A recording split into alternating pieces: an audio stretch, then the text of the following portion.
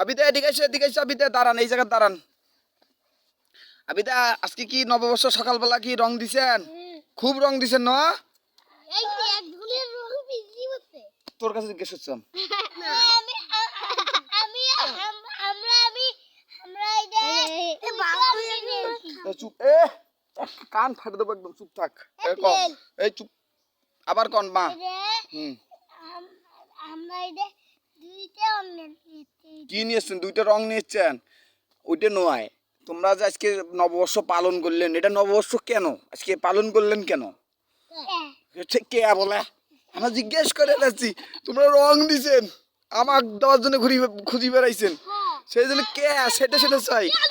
চুপ চুপ চুপ চুপ চুপ। আচ্ছা হোক, আমার মা এই চুপ থাকো। এই আমার একটা সহজ কথা বুড়ি, তুমি আমাকে কন, এটা কি কত সাল? এটা কত সাল?